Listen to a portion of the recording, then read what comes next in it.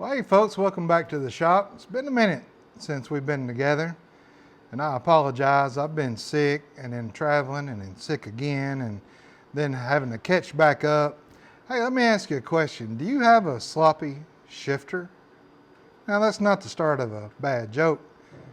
This 94 Electra Glide / Road King, not sure of its life over the years, but it has the worst slop I've ever seen in a shift lever.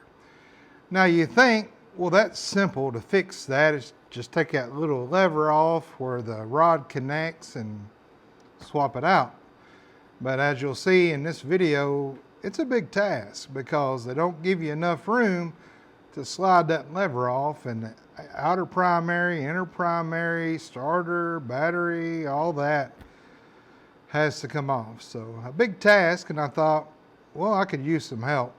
So thanks for stopping by and welcome back to Butler Customs Motorcycle Shop.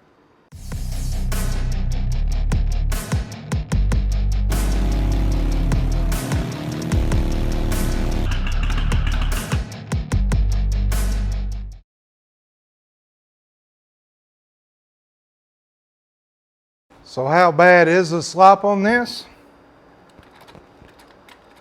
Hey, well, I got you. I can't believe that almost 900 of you are subscribed to this channel. I mean, guys, I'm as boring as broccoli.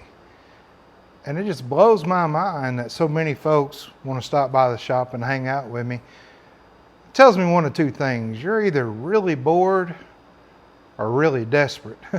Or maybe a mix of both. But I'm glad you're here. Let me get you peepers in here so you can actually see what's going on and why this is such a headache just to change this little lever out. And hopefully it's not the shaft in the transmission, because if it's that's wore out, then the transmission comes out and we have to replace that whole shaft. Hopefully it's just this little lever arm and we can swap that out, but still all this has to come off to get to that. So let's dig in here. I'll show you what's going on the inside and we'll get started in taking this apart. So I'll show you what's going on here. I already took the shifter rod loose from this arm and I already took the bolt out that tightens down this lever arm on the transmission shaft. But as you can see, this is the back of the outer primary. So I've got this lever wiggled out as much as I can. And as you can see, there's no more room for that lever to move toward me. Therefore, this outer inner primary is in the way and preventing that lever right there from coming out and just replacing it. It's a big pain.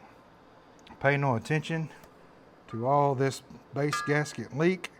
I told the customer, man, you got a bad base gasket leak. And he said, yep, like that when I got it, I still ride it. So we will ignore that. So let's start taking all this apart. All right, so first things first, let's go ahead and get this oil draining out. The old Evos have the drain plug here in the front. I believe that is a 30T. Yeah. So we'll get this draining out while we're working on the foot pegs and disconnecting the battery. All right. Oh, that's good. Not much on the magnetic plug. And then those are going to be smaller. It's T27. I'm just going to pull this inspection plate off just so it'll drain out a little quicker while we're working. Wow, these weren't even tight.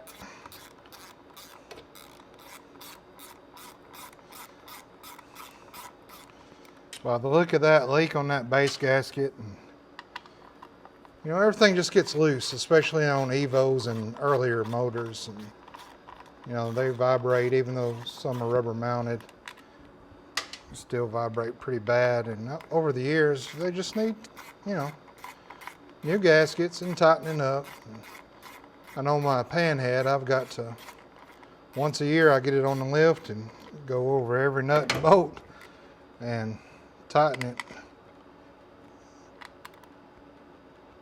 And sure enough, everything is usually loose by the end of the riding season.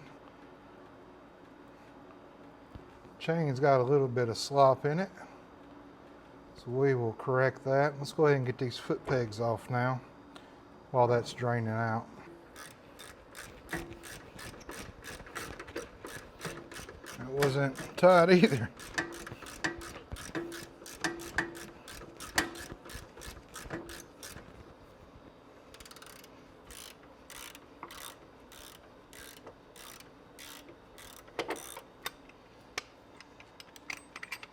All right, we got our foot pegs off.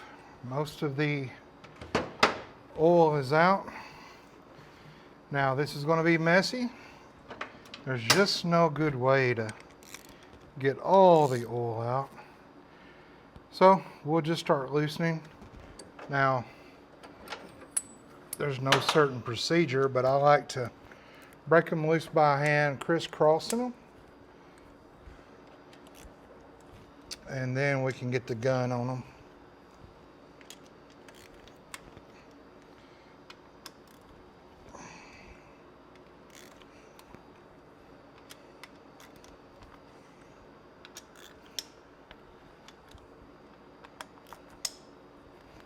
All right. Now we can zip them out. And there will be oil coming out of the bottom. So just have your rag clean up best you can. I think they make long, narrow drip pans, but my center stand always gets in the way, so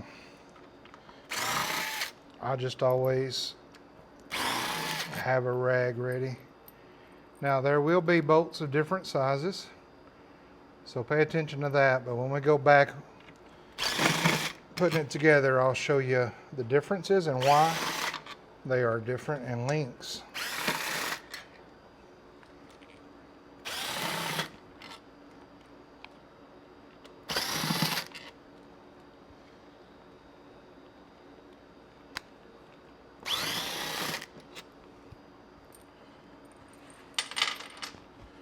And last one. This had some kind of tab on it. Looks like at one time it might have had one of those chrome covers up here, and that broke off and they just didn't take the tab out. That's a metal piece. It doesn't look good, but nothing's broken there. Huh. All right. Now this is ready to come off, and oh, it didn't make too bad of a mess. Not bad at all. So I'll set this aside on my lift, and then we can put all the guts of it inside. Come on, baby. Wow, this thing's been on here for a long time. Good gracious, I've never seen a outer primary gasket melted on like that. We'll probably have to get a scraper in here and get all that off. It's just not. Wow, that's been on there a long time, guys. While there's, see that slop I was talking about? So we'll go ahead, and I want to break this compensator loose, this big nut here. And the reason for that is while everything is tight and on here, this is the one that's under a whole lot of torque. So we want to break this loose, just break it loose first. Then we can work on the clutch side. Of course, we'll have to get our cable loosened up. Then I'll show you a little trick here where you don't have to remove this nut, because this nut is set to where the clutch is, where it releases and grabs, releases and grabs. And if you can get away without loosening this nut, you don't have to spend the time resetting where that clutch was in the first place, and then going for a ride and coming back and readjusting and going for it. You don't have to do all that. If the customer's happy with how the clutch is, leave this alone and I'll show you a trick for that. You don't have to actually do anything with that. This has a ton of debris in it. It feels like metal, real gritty. I believe that is clutch plate. Wow. So we might have to observe the clutch plate when we pull the basket out, just to make sure he's not missing any parts of his plates in there. This is standard thread. This clutch basket nut inside here is a reverse thread. All right, this is a 1.5 inch nut size. It's standard thread, so we can go in reverse to get this just broke loose. Doesn't have to come all the way off. Usually I don't have to put a tool in here, actually on this side, to catch it, so we'll see. Yeah, not a problem at all. Now we'll keep this on here because we want to break this nut loose next. Okay, now we're at the front of the bike. Here's the clutch cable.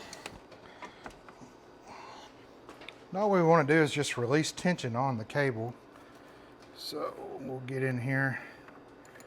Let's break this. All right, is that a different size? Yep. 6 or 7/16. What size nut is that? 7/16, right?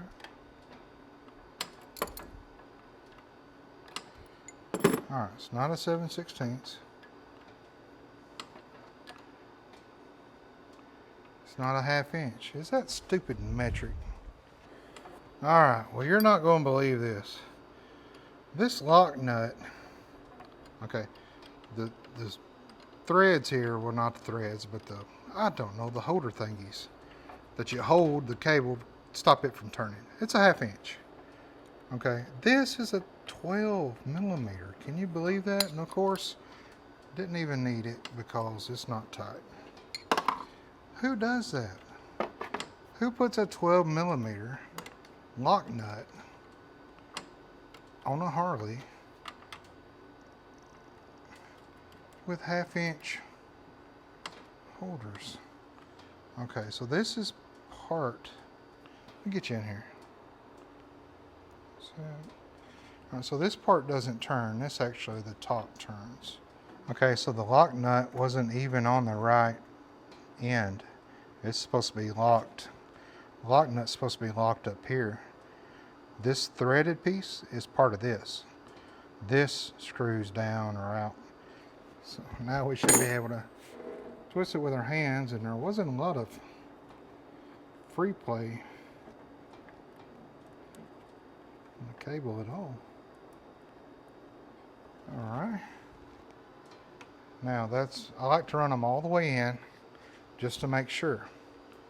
Now when you do that, you zoom it back out. There. So when you do that, then this clutch cable has a lot of slop in it. Now that slop you want because that releases tension on this rod, on this push rod that goes through your transmission, or through your clutch, sorry. So, well, transmission and clutch. Okay, so now a lot of people will attack this nut, spin it off, put the Allen wrench in here and get this off. But you don't have to do that because the clutch is set and there's no sense in resetting it. So get you a good set of clip pliers, C-clip, needle nose, whatever, these things.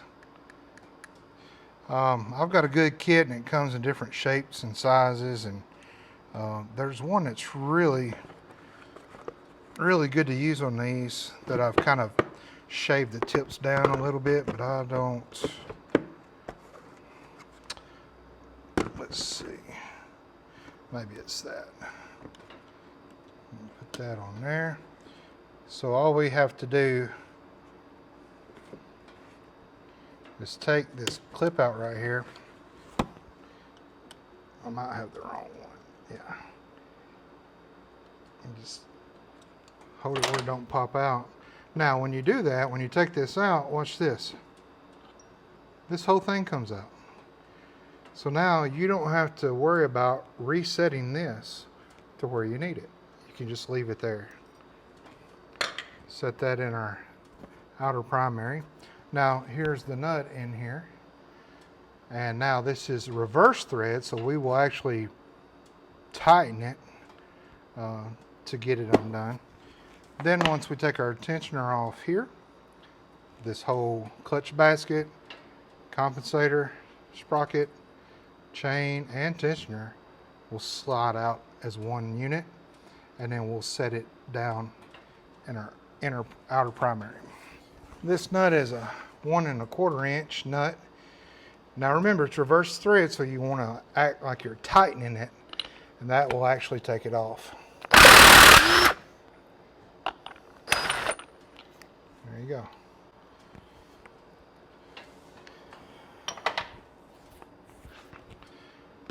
Now you might find that this clutch basket, if it's been on there a while, might be a little stuck. If that's the case, I'll show you what we can do, but usually just a little wiggling and that takes care of that. Let me get this off here.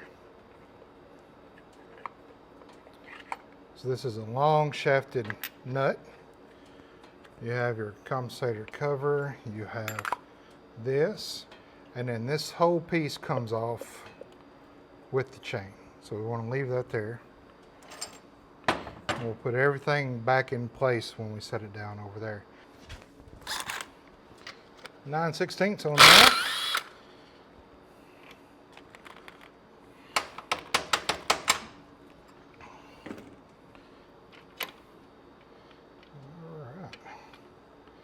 Now, these old Evos, you can take this whole thing off, but you don't need to. I'm going to lay this up here. So when this slides out, this nut or this bolt will stay in here, and then I'll just put the nut back on it. So now everything's ready to come off. I'm going to wiggle this a little bit back and forth. Kind of walk it out a little bit. Now it's not coming off. Now I'm going to show you what you do, but you got to be careful. Now they make a clutch basket puller that threads on to this shaft and then onto this, and you screw it in and it pops this off. But they're not on there that tight. Yes, sometimes they're too tight to just, pull off, but I do have a little bit of play. So that's good. So what I can do very carefully is I can take a crowbar and I can go behind here on the basket and I can wedge up against these right here. Now be careful of the outside, don't mar that up. But with this gasket still on there, that's going to give us a little bit of play. So what I can do is just go back here and just give it a little, nothing major, just a little tug. You can get back here as well. Notice I'm just working it out. I do see it coming out.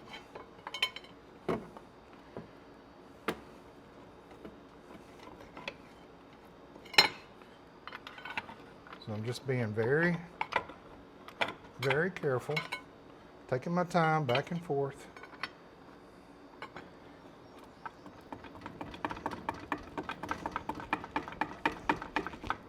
And there, it's walked out.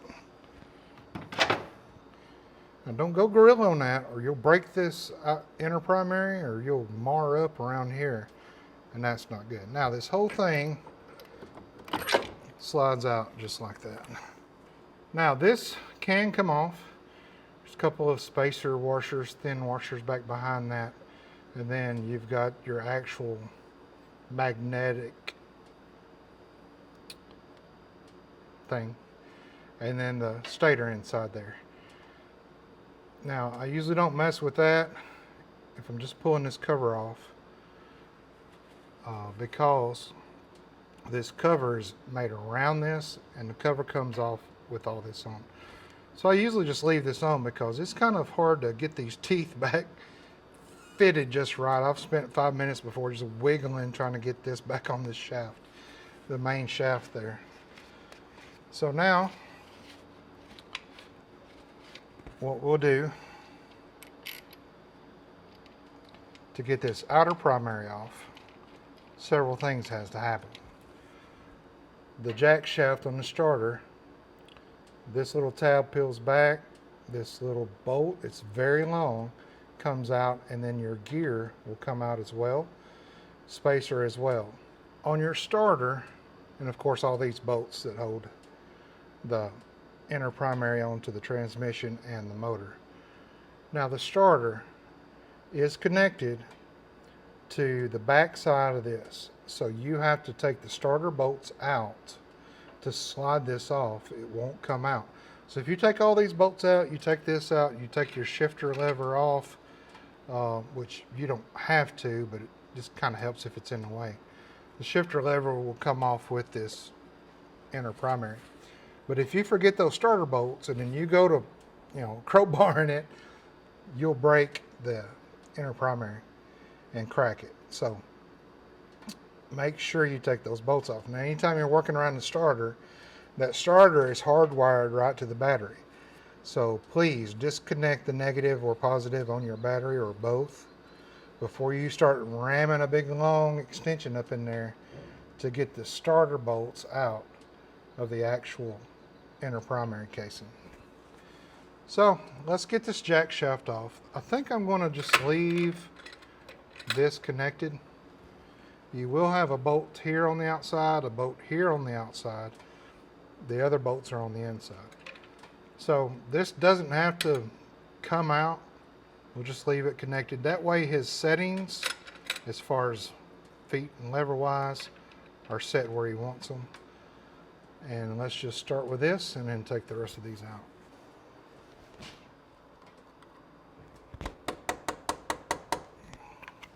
This is a 5/16 long bolt. Now, see how this whole starter is turning? Sometimes if you still had the clutch basket on, you could pull this out to lock it into the basket and then turn this. But it's not in there with a lot of torque because it's so small of a bolt. So what you can do is get a gun on here and just hit it a couple times and it comes out. Now when this bolt comes out and this little washer, spacer, locking mechanism, I keep it all together because this shaft comes out as well, the gear comes out, and then I can pull this out as well. All this, which is several pieces, come out together.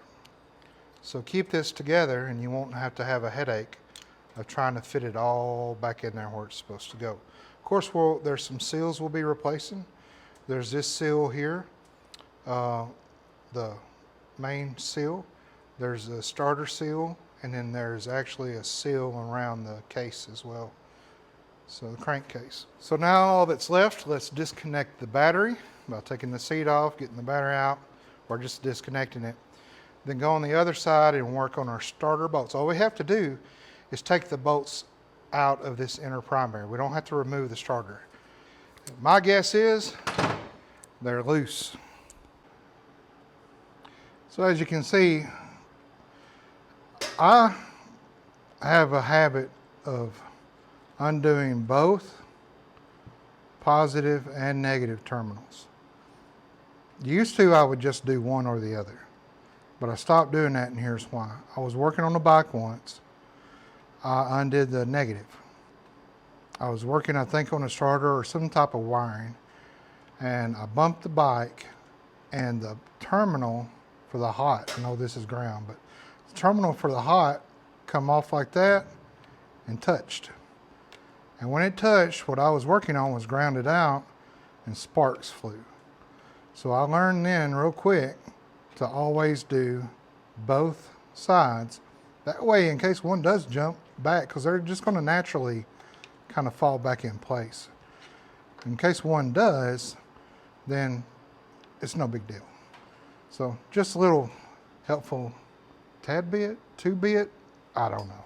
There's 2 bolts that hold the starter on. There's one on this side right here. And then there's one, where are you at? Way up there in the back. Can you see it? Yeah, right back there. It also has a ground wire on it as well. So those 2 bolts, that's all you have to do. You just have to back the bolts completely out. Don't worry about any wiring or all that. Those bolts just have to come out to get that inner primary off. What I've found useful, it's 1/4 inch, or should be a 1/4 inch Allen wobble extension, and then a couple of long extensions. That usually gets me in there. I don't have much trouble with it. Now sometimes there is the neutral sensor down here on top of the transmission housing, but very rarely do they get in the way. But you might have to just undo the wiring on that. And surprisingly, these were tight.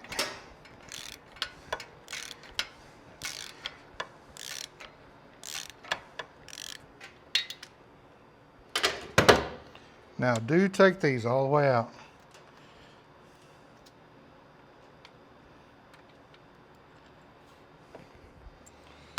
All right, now the other one is going to be right back in here.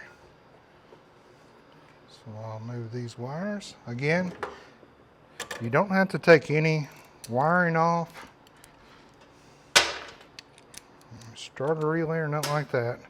This I can take that wobble extension off and just go straight in the hole there. And that was loose as a goose. That was very loose.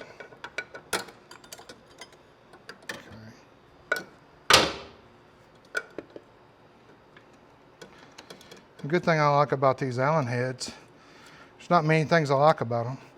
Now on these old Evos, has 2 ground wires. Let me get on this side so you can see. Has 2 ground wires. One that does run up to the battery, and then one that does run to the frame right here. So when you hook this back up, make sure you have both ground wires in that one bolt hole. Now we don't have to move this starter out, just leave it there. We're disconnected from back here. Now we'll go on the other side, take all those inner bolts and 2 outer bolts out, and the whole inner primary comes off. All these on the inner will have these little lock-in tabs, so you'll just, you don't have to take it all the way out flat, but just take it back where your socket will get down over that. Now these tabs, they've got one tab that goes down over that keeps it from spinning off of the inner primary. And then they got one tab that comes down and holds it. Now when you go to tighten these back down, if you reuse these, they could break where they've been open and shut. So they give you another one to crimp if you need it. Now your outer ones will not have them.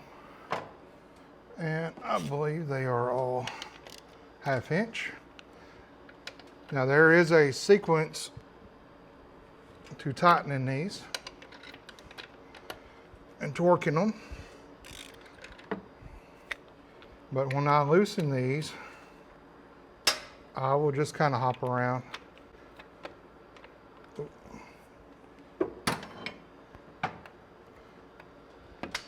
Oh. Yikes. You okay? I didn't mean to hit you with a hammer, but it was a rubber mallet, so you're okay. Don't be whining. Don't be suing.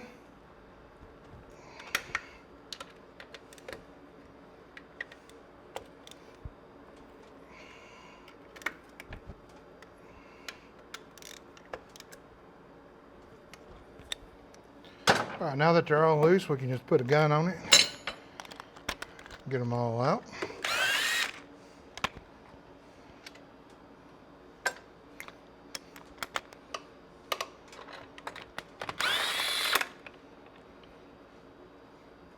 The outer ones will have a washer as well.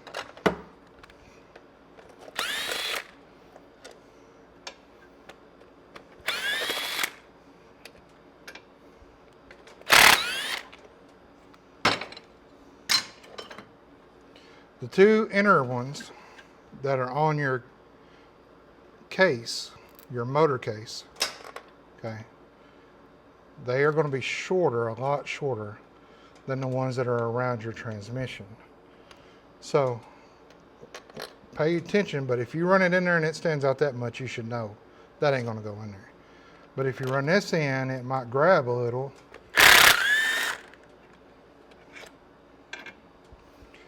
All right.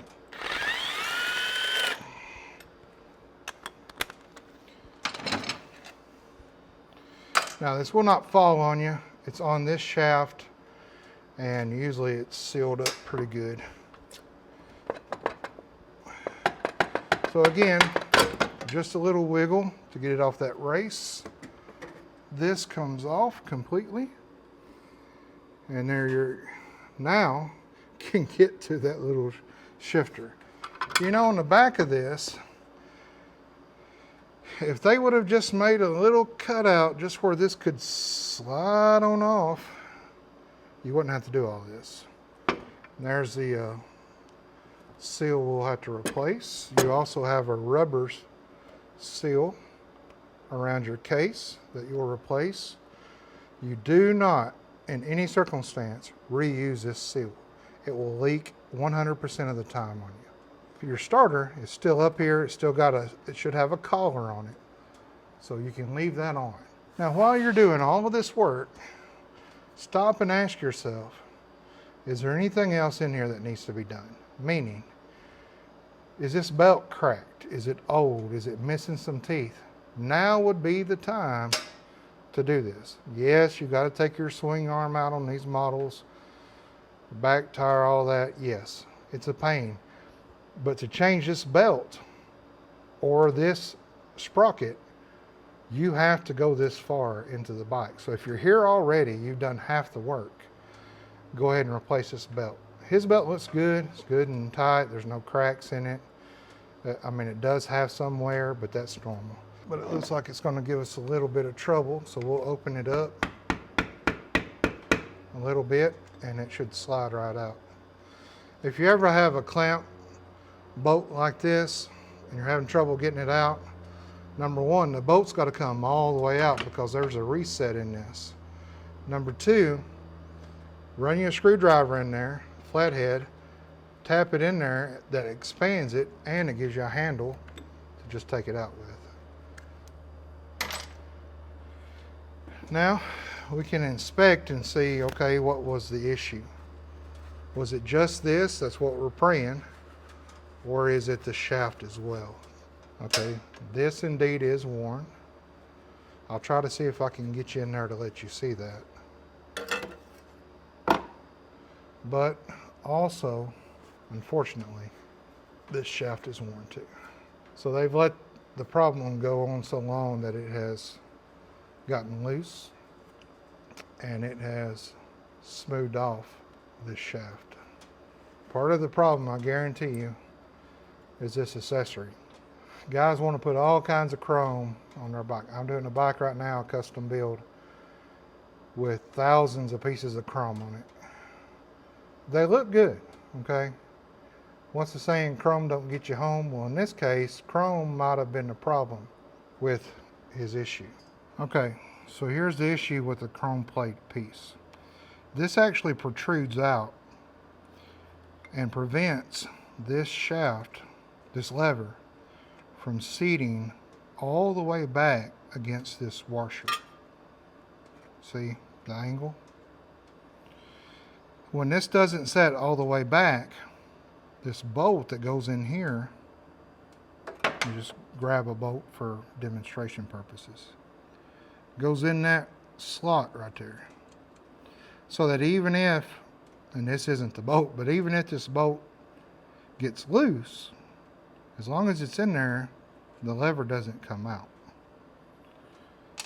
The problem is this plate was installed and they had to have loosened this lever up that prevents that lever from setting all the way up there like it should, and the bolt from going down in there.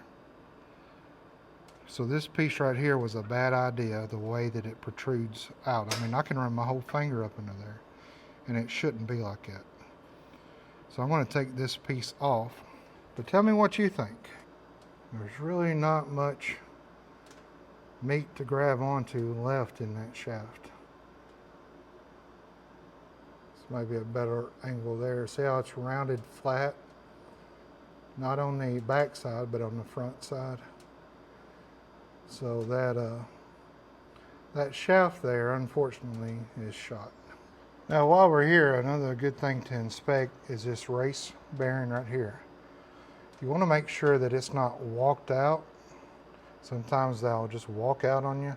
And this is where the clutch basket bearing sets and rides on. So we'll just get in here real quick and look. And as you can see, this is butted up where it should be. There's no big gap here where this is walked off. If this has started walking off, you'll need to replace that while you're here, because it's right here. And they make pullers, and if it's walked back, it's easy to pull. And you can pull that off and install a new one on. Let's evaluate what parts we got to order. Let the customer know and see, I mean, he's got to fix it, right? It's got to be rideable. Get those parts ordered, and then I'll invite you back into the shop. All right, so here's that shaft. And as you can see, it has some wear on these up here, but this right here is really flat. I know it looks like it comes to a point here at the end, but that's not where the lever sets. The lever sets back here, and these are smooth. It's just not going to grip well at all, especially back here. They're really, really worn. So we'll be pulling this transmission and rebuilding it. So if you've ever wondered how to rebuild your 5-speed transmission, or even upgrade it to a 6-speed, this next video will be a good video for you to be in the shop here with me as we learn. Now, you can rebuild these in the frame or out, so it really doesn't matter. Getting it out on this style is a little bit of a booger, but not too bad. Well, at this point, I brought the customer up to the shop.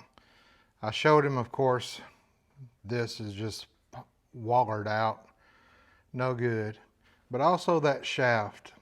The inside of the shaft, it looked okay, but the outside was wallered out, smoothed out just as bad as this. I told him we could put another lever on, but that's probably not going to fix it. So what we're going to do now is you and I are going to do a full 5-speed transmission rebuild. So if you've ever wondered what that takes and what that looks like, unfortunately, to get that shaft out, that shifter shaft, all the gears have to come out. So it's quite a task, but man, it's fun. I love getting internal stuff. Now, you will have some people that will say, now look, to get this off, you don't have to take your outer primary and inner primary and all that off. What you do is just get you a small grinder, like on a Dremel, a cutoff wheel, and cut here after you take the nut off, the bolt out, and then this will just fall out the bottom and you can take this off the top. The problem with that is you can't put a new one on. And if you cut down too deep, you could really mess that shaft up. Then, instead of just replacing this, you're going in there and rebuilding the transmission, which is what we're doing. Here's the problem with these. When these get loose and you ignore it, and it keeps getting looser and looser and looser and looser, what it's doing is not only destroying this lever, but that shaft as well. So if you ever get these loose, run you a Allen, a 3/16 Allen socket in there on a wobble and you can get down in there, tighten it up. If that still doesn't fix it, replace it immediately before you mess that shaft up. So this, unfortunately, that shaft's going to be fixed. So we're going to call it a video on this one and then get to rebuilding this 5-speed transmission. Now, I will say this. They make levers that are different called better levers, I believe. They have a bolt here and a bolt on this side, and then the bottom piece bolts on. So once you cut this off, if you got a lever like that, you wouldn't have to do anything except run that piece up underneath, run the lever down top, and then bolt them together. I don't like those though, and they're crazy expensive. I think they're like 250 bucks. One of the reasons I don't like them is that the two bolts come down in the top. That's what holds this whole bottom piece on. If for some reason those bolts loosen and come out, this whole bottom falls off. And then you have no shift at all. And you spent 250 bucks and now you've got to buy another one. So that's 500 bucks and then hope that those don't come loose as well. So I know their design is good. I know what they're trying to do, but it's best to go back with a lever that pinches, and then you have a better grip and you don't have to worry about it falling off. That's the big deal. Thank you so much for hanging out with me. I'm still not feeling 100%, so I'm not cutting up as much as I usually do. We've not had to do any Appalachian fabrication yet on anything, but it might be coming up. We've got a couple of chopper builds we're going to be doing, and a whole lot of other cool stuff, like old school raking necks and all that. So that's going to be fun. So if you haven't subscribed yet, please do. But for the rest of you, tell your mom and them I said hi.